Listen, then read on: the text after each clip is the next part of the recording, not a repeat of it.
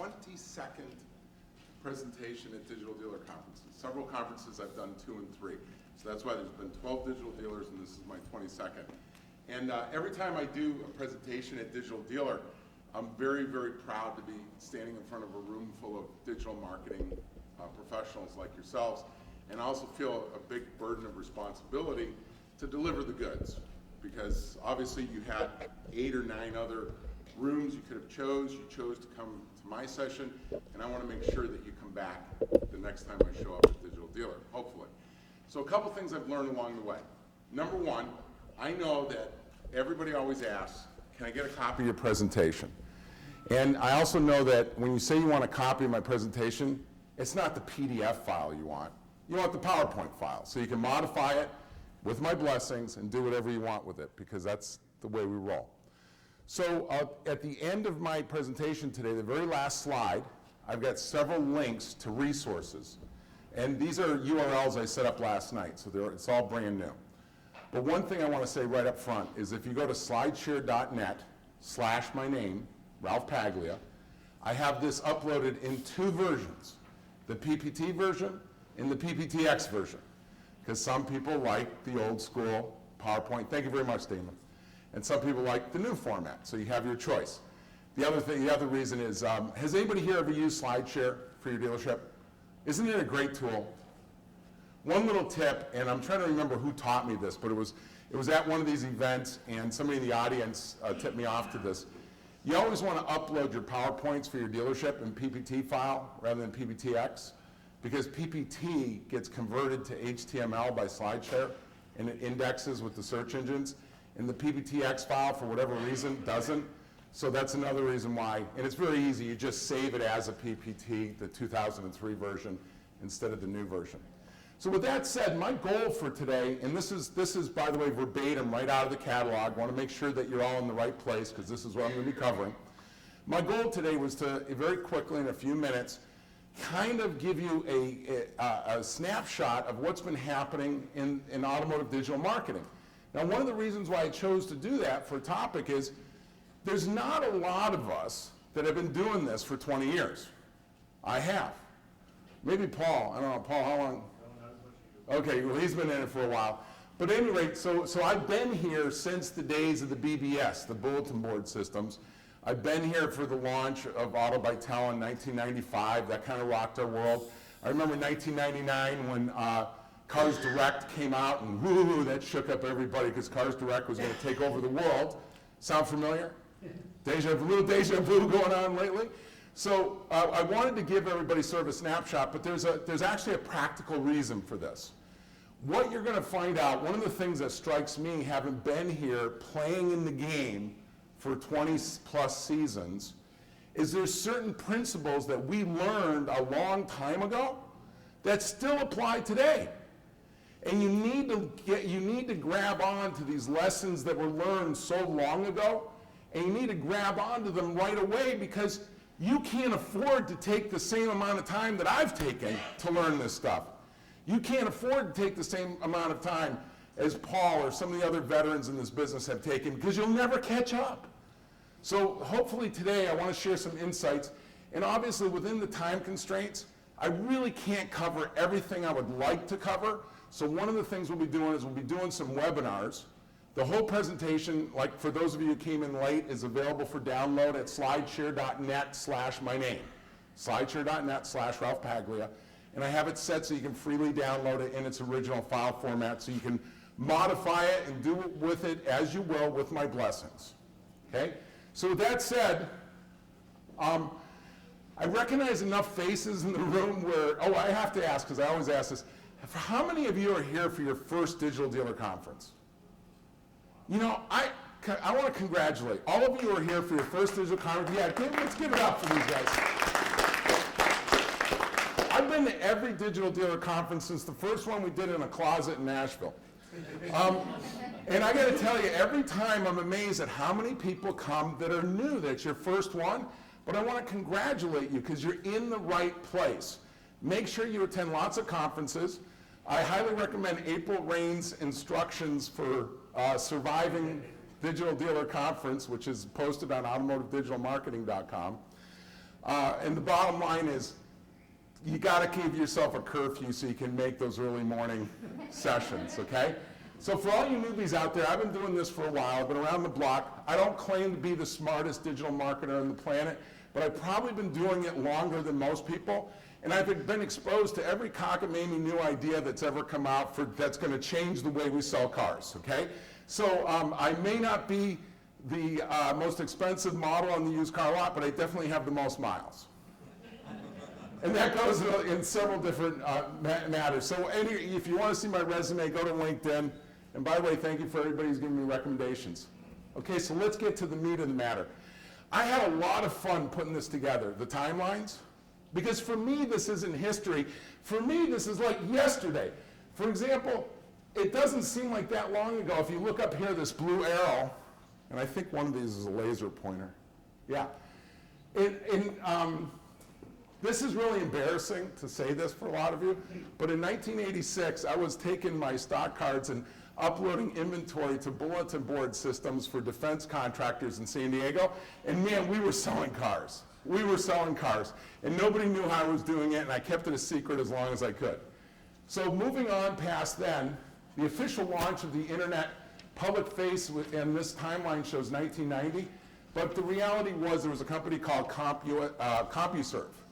And in 1986, you could be a charter member and get internet access. So enough of the ancient history. Moving on up here, 1994 was the first time we saw any e-commerce, people putting credit cards online. 1995 was a huge year for both e-commerce in general and for the auto industry. Can anybody tell me now, there's a lot of stuff on here, Amazon, Yahoo, eBay, MSN, Buy.com, but look up here. Anybody remember when Automotive launched? Okay, because you were too young. You're still going to grammar school. Well, when Automotive launched, they were going to change the world. And as a matter of fact, I drank the Kool-Aid and I ran around the country setting up internet departments for Automotive. In 1997 or 98, Cobalt launched. And in late 1998 and going into 99, we launched a company called Cybercar. Cybercar was a remarkable experience. Anybody here ever hear of Cybercar from half a car? Okay, remarkable experience, remarkable company. A few veterans in the room. In 1999, we had the launch of Cars Direct. Anybody here remember when Cars Direct launched? What was Cars Direct going to eliminate? Dealers. Cars Direct mission was, you don't need to buy a car from a car dealer. You can purchase your vehicle through Cars Direct, save money, and have a better experience. Anybody got a little deja vu going on? Okay, so we all know what happened there, right?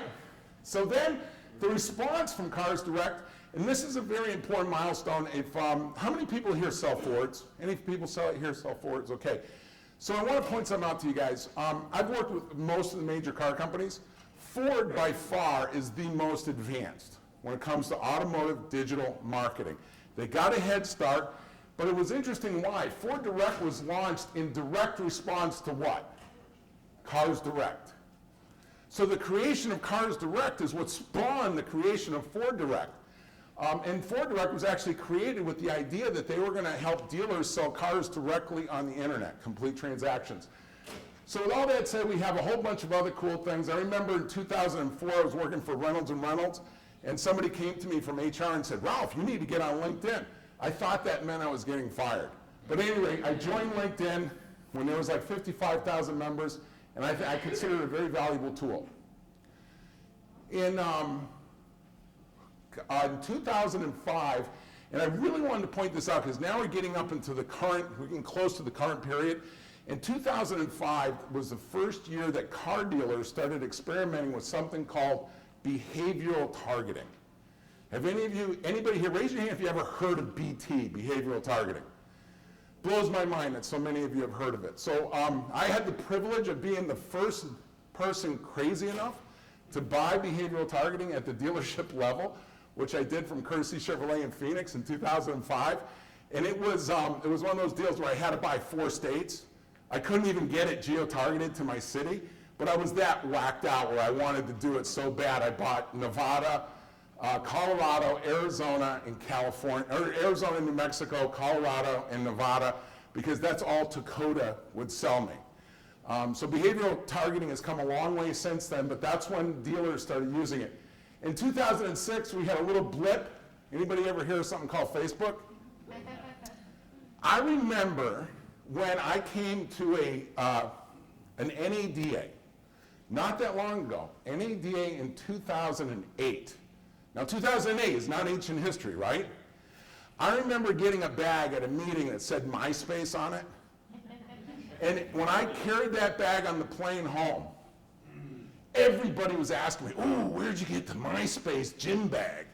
Where can I get a MySpace gym bag?" Today, it's in my closet at home. Today, if I were to carry it when I came here, people would be looking at me going, "Look at the old guy with the MySpace gym bag." That was 4 years ago. It took me 4 years to get through college. I mean, it's amazing how things have changed. It really is. So with that said, let's go a little further. Now, man, boy, this looks like alphabet soup, and I apologize because I know most of you can't read what's on here. But again, download the presentation. You can study it and have fun with it. This would be great, by the way, for Trivial Pursuit. Okay? But there's a couple things along the way I want to point out. Info out websites. In 2000, what was the name of the game?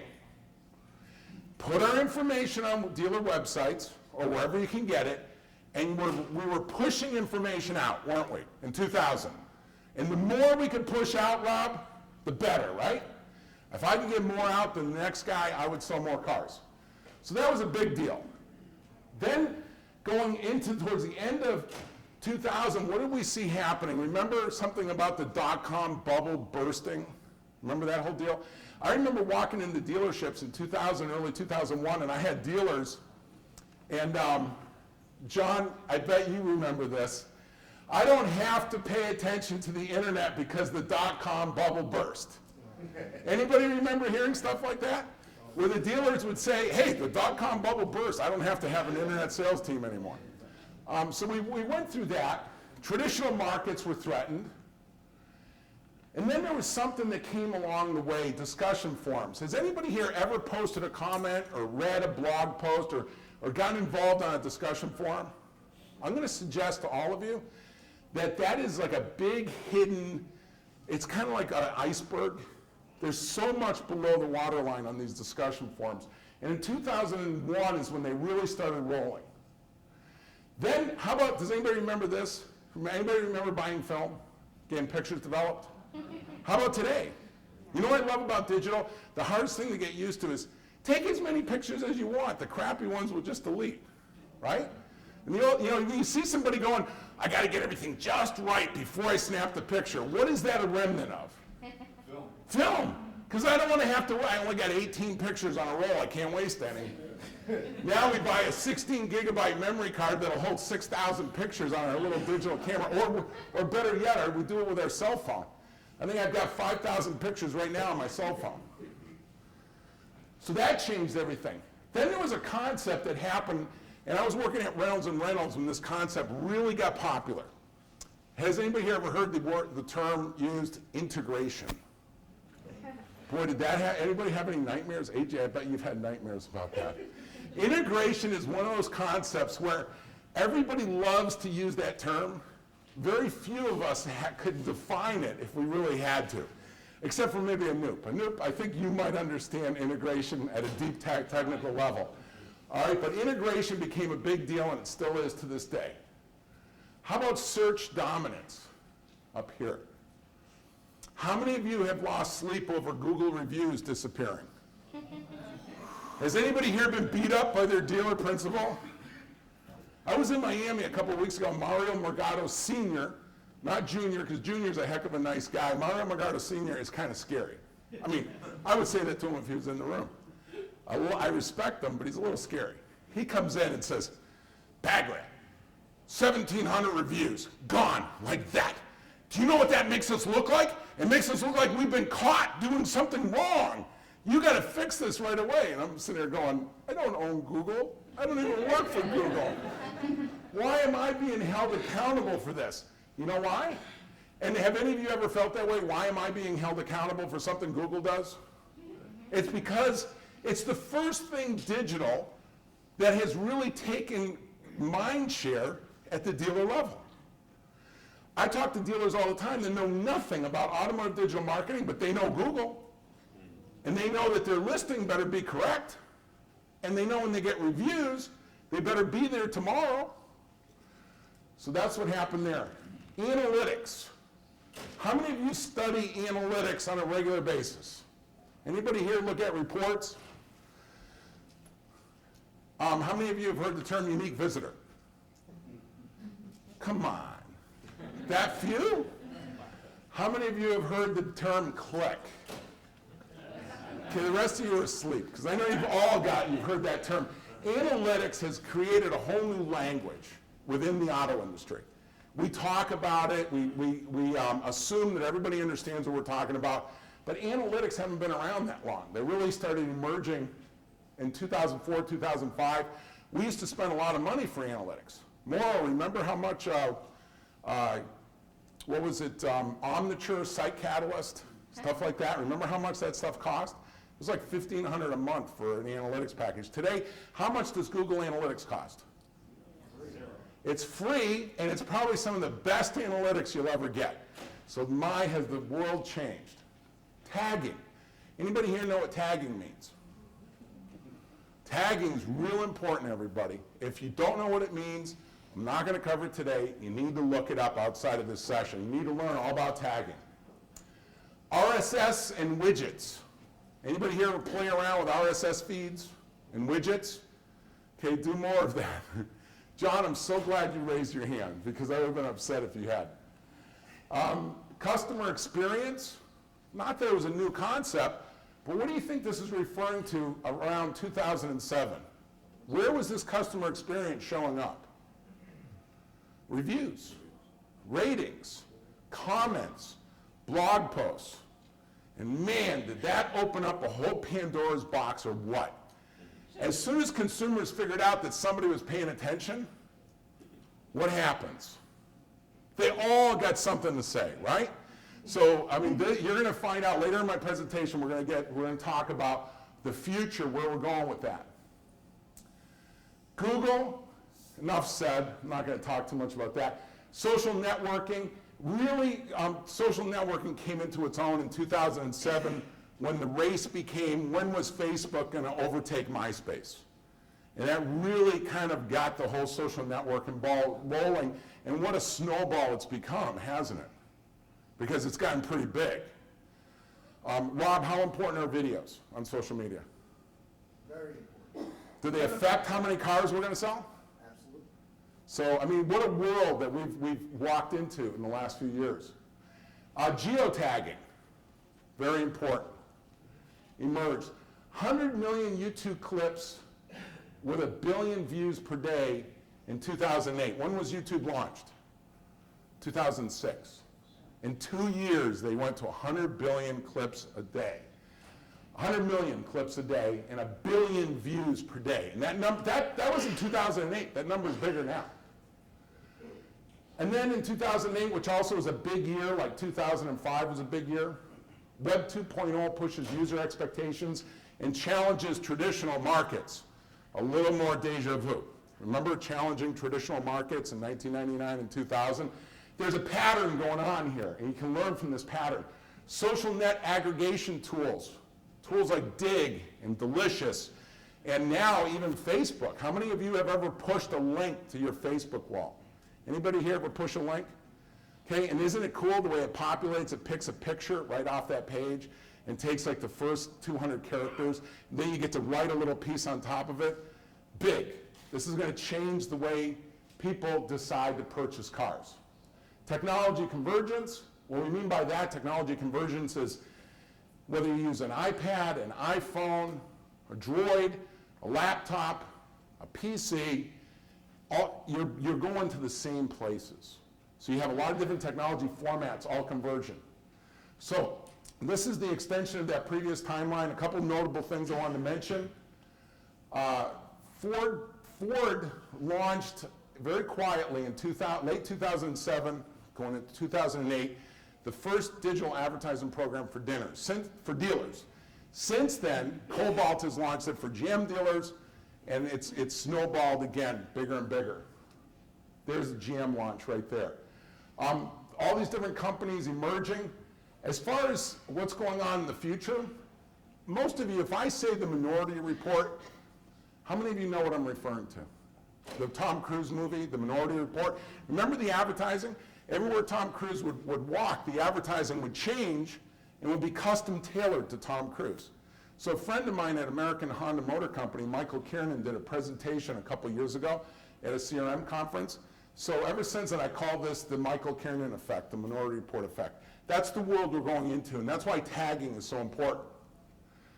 So just a little recap, 1986, we were generating leads. Think about that. That was how long ago? 26 years? So 26 years ago, I don't know about anybody else, but I was generating email leads 26 years ago. This is not new. If any of you, for those of you that this is your first digital dealer conference, so glad to have you here, but please do not consider what's going on with the web or social media or internet as being new. This stuff has been studied, it's been measured, it's been tested, it's been tracked for over 20 years. Don't relearn the same lessons the same way that the rest of the industry has spent the last 26 years learning. Grab those lessons learned, internalize them, and move on. 1995, Auto by Tel goes public. That was a big deal. By the way, I thought it was interesting. In 1999, I was trading for $40 a share. When I did this presentation, I was trading at 70 cents a share. I don't know what went wrong. I mean, look what happened to Google in the same time period. Cars Direct, launched in '98 by Scott Painter. This was, whether you like Cars Direct or not, you have to give them credit on transforming the auto industry. They shook everything up. They were a disruption. And the fact that so many of you are in this room is a testimony to the impact of that disruption. Give credit where credit's due. Now, I wanted to pause here, and I'll be the first to admit I got a personal bias because I work for Cybercar. Company no longer exists, so I don't have to worry about pushing a product. But I wanted to play a video from 1999, and I just want to ask you if it's still relevant today, because I think it is. The first 30 seconds are kind of a waste, but then from there I think you'll like it. Can you guys hear that?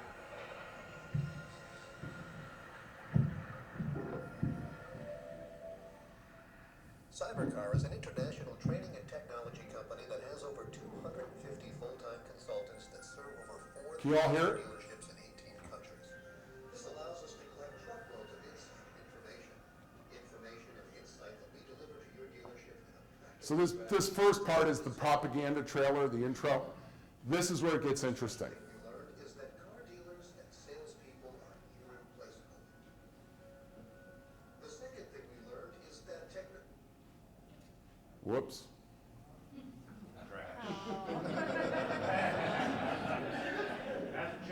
Okay, so you know something? I knew I should have used my own laptop. The bottom line is what was really kind of interesting about that clip, sorry about that, didn't mean to chase you guys out, but I don't blame you. Anyway, what was really interesting about that clip is this, people. It predicted that dealers would develop their own lead generation capabilities. This was 1999. It predicted that dealers would struggle with third-party lead providers and then eventually would have to really take back and reclaim the space, the branding that is going on in there. And that's something that's very important to remember. So, AJ, yes? Is that in the slideshare or on? Yeah, it's a flash file.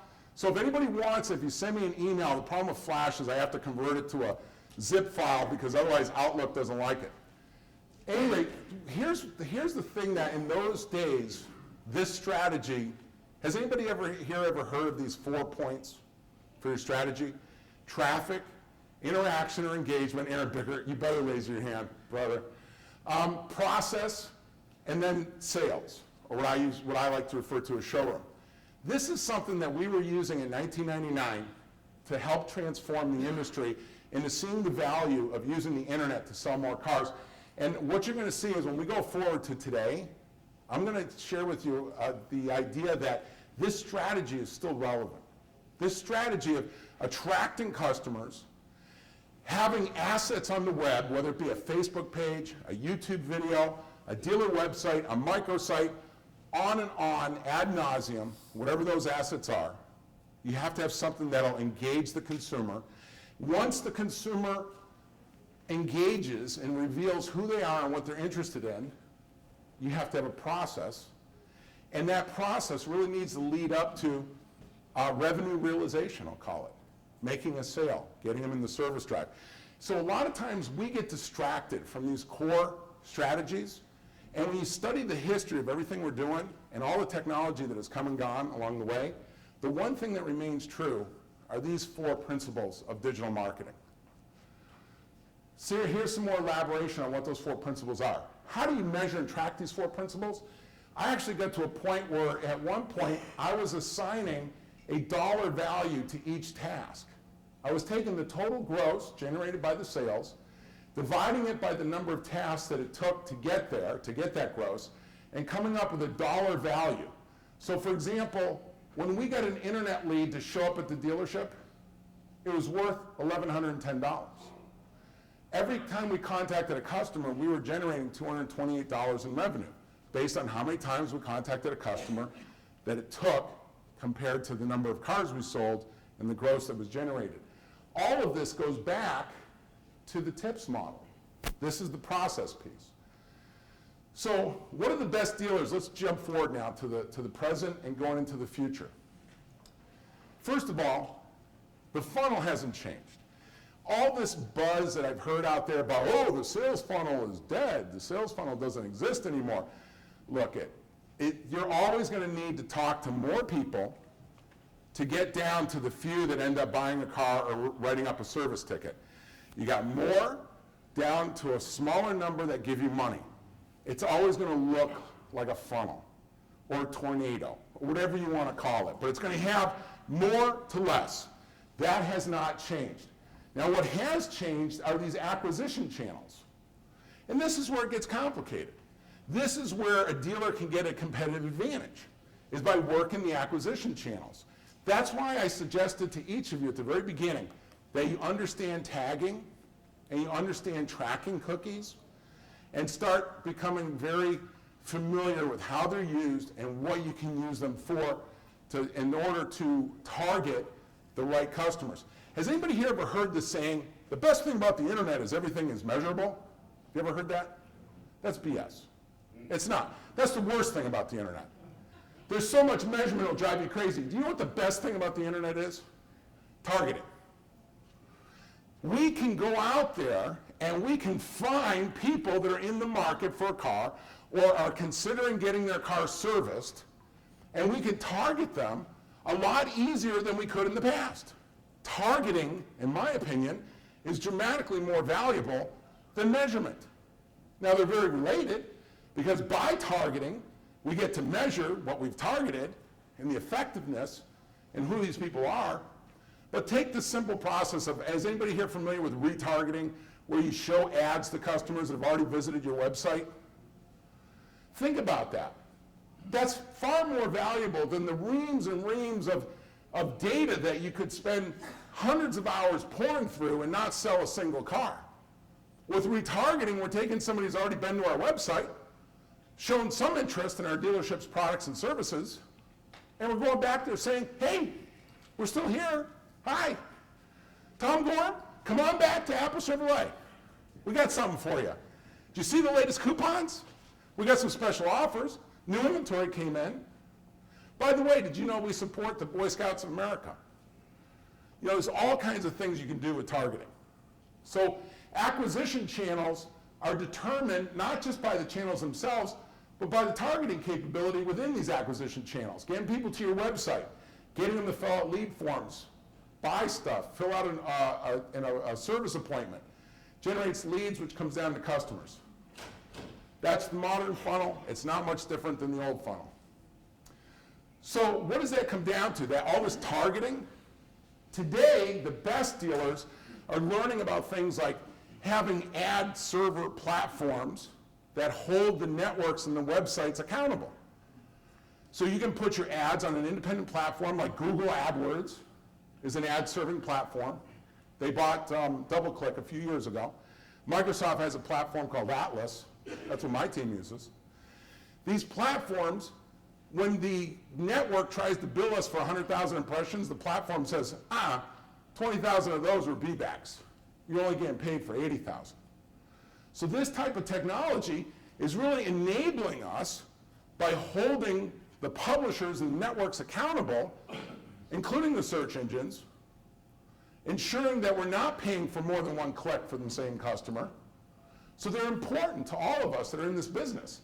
The targeting methodology, this is the sweet spot. This is where the internet becomes very valuable to car dealers. The ability to target based on contextual, behavior. Behavior is which websites are they visiting and what are they doing? Demographic targeting, geographic targeting, because we really aren't interested in, you know what my main gripe with SEO is, what kind of geo-targeting do you get with SEO? Zero. What I like about actual advertising is you get geo-targeting. You get to say, I want this ad to show up in this market, but you know, over here in Lubbock, we're going to run a different ad. In Amarillo, we're going to run a different ad. So geographic targeting is important. Retargeting, I just mentioned. And then performance-based results that are attributable to the targeting methods coming from the tagging, which is tracked by the ad server platform. You can do this, by the way. If any of you think this is too complicated, it's not. It actually gets pretty common sense once you get into it. Here's another thing.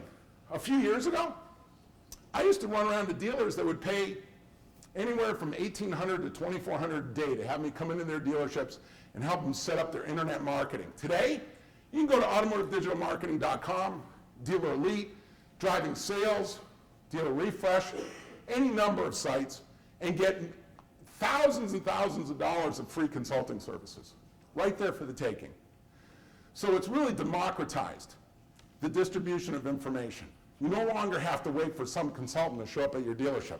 That's why I had to get a new job. But so now you can get it for free. Look at some of these articles, readily available, from people that are doing it every day. Just like coming to one of these conferences, you can extend the benefit beyond that. Social media marketing, made possible by the advent of customer engagement technologies on massive levels. So this chart, for the sake of time, I'm not going to go through all of this, but this is a timeline on the history of social media as far as using it on the internet, because I would submit that, you know those cave paintings in France from like 10,000 years ago? That was social media. When I was growing up, we used to do something, we had our own version of tagging. You know what it was? I grew up in Buffalo, New York. You know what our version of tagging was? We did it with spray paint. It was graffiti. It was social media. It was social media. So that continues to grow. So how do you make it work for your dealership? In a nutshell, look, there's a lot of stuff out there, but the dealer of the future is going to have this figured out. Number one, you have to have places where you originate content. You can't do social media and be successful without content. Content can be videos, it can be pictures, it can be articles that you write, blog posts, it can be all manner of mediums, but you have to get in the business of creating content in this day and age. I'm looking at Rob Fontano because I consider him one of the content masters. Rob, how important is content today? Content is everything. It always has been and everything. It really has. How important is your inventory? Because your inventory is content. How important are customer reviews of their experience at your dealership? Because guess what? Customer reviews are what they call user-generated what? Content. So you need places for the content to go, to reside, and then from there you have to set up automated distribution. I call it spokes. This is a hub. These are spokes. So that you post the content once and it distributes through RSS feeds and applications and widgets that you've set up once so that it automatically distributes. When I go to PenskeCommunity.com and post that Helio Castroneves, I know I'm saying it wrong, that he won a Formula One race, I post it in one place, it appears in 18 other places simultaneously. That's content syndication. Now, why would you even do that? Because what happens is that content contains links to where? Back to your e-commerce site. So what content is the boomerang of the internet. Content is what you're throwing out there to bring customers back. Have you ever seen an Australian Aborigine use a boomerang to hunt? That's what content is. It's the internet version of a boomerang. You're throwing it out there, and it's going to turn around and come back, and it's going to bring dinner. Now, there's one other thing. Directories. Man, is this a painful subject. Directories. I'm not going to spend a lot of time on this. Get with a service. Get with a directory management service. I've used ubl.org. I've used Noam. They're all out. There's all kinds of them. Local Ease. There's a bunch of them out there. But get your dealership's information consolidated into one centralized directory management service. Pay them $300 a year, whatever they charge. And that way your Yahoo business listing, your Google Places, all these other business directories have the right darn phone numbers and the right hours and the right links. The main thing that I get from directories are phone calls. Directories make the phone ring, even more so than traffic. So how does this really look in real world? Getting down a little more granular. When you get reviews, you can get reviews in multiple places. You should have one website where you own the review content. I know of two that do it. I'm sure there's more ways to do it. You can do it yourself. But Presta Reviews, Business Radar, a couple of suppliers that'll set you up with your own review websites that are credible and get indexed well. But you need to treat review content as exactly what it is, content. That means you have to own it and be able to transport it and distribute it. Because once you get those reviews, you're going to then push them to other places where customers are likely to see them. When you get your reviews from Yelp, you take your good reviews and you push them to Facebook. When you have people on Facebook saying good things about you, if they're members of Yelp, you're going to push them to Yelp to get a positive review. You're going to take your reviews, you're going to push them to your WordPress blogs. Your WordPress blogs are going to generate comments. They're going to be reposted. You're going to tweet about the review generated here,